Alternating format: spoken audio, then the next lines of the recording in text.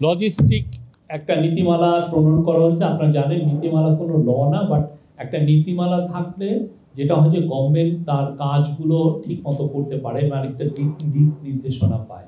সেই দিক নির্দেশনা আজকে লজিস্টিকের খুবই একটা ইম্পর্টেন্ট একটা নীতিমালা এটা আজকে হয়েছে, এবং এর ফলে যেটা হবে যে বাংলাদেশের লজিস্টিক ইস্যুগুলো খুব দ্রুত এটা অ্যাড্রেস করা যাবে, এবং এর ফলে দেশের প্রাইভেট এবং পাবলিক সেক্টরে ইনভেস্টমেন্ট বাড়বে, ফরেন ডাইরেক্ট ইনভেস্টমেন্ট আসবে, এবং বাংলাদেশের যেগুলো এক্সপোর্ট যে কম্পিটিটিভনেস তার রাইভাল কান্ট্রিগুলোর তুলনায় আরও অনেক বেটার হবে। আপনি জানেন বাংলাদেশে আমরা যদি এখন একটা পণ্য রপ্তানি করতে যাই, সেটা চিটাং পোর্টেই দেখা যাচ্ছে যে কোনো কোনো সময় 11 দিনের মতো এটা পড়ে থাকতে হয়, তার শিপমেন্টে এত দেরি হয়।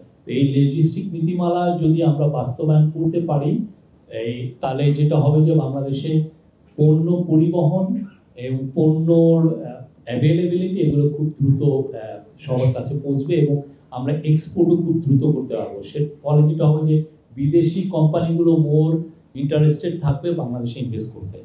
তো এটা 2024 সালে এরকম একটা নীতি করা হয়েছিল, কিন্তু দেখা যাচ্ছে যে ওইটাকে আবার রিঅ্যাসেস করে একটা সচিব কমিটি রিঅ্যাসেস করে দেখেছে যে এটা এটা অনেক ফেল শর্ট অফ এক্সপেকটেশন, এটা কিছুই এটা বেয়ার বোনস ছিল, এবং যেটা হয়েছে যে এটার পুরো 2-3 পৃষ্ঠা জুড়ে শেখ মুজিবের বন্দনা ছিল।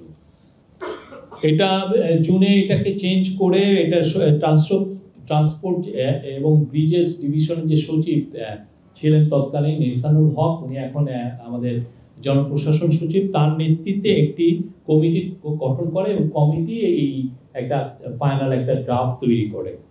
তো এইটা মূল ফোকাসটা হচ্ছে যে 2050 সালের মধ্যে আমাদের যে লজিস্টিক্যাল যে ইস্যুগুলো, আমরা ফোকাসটা থাকবে হচ্ছে মোর অন রেলওয়ে এবং নৌ পরিবহনের উপরে। আপনি জানেন বাংলাদেশের বিশাল পরিমাণ এখনো 3000-এর মতো কিলোমিটার ন্যাভিগেবল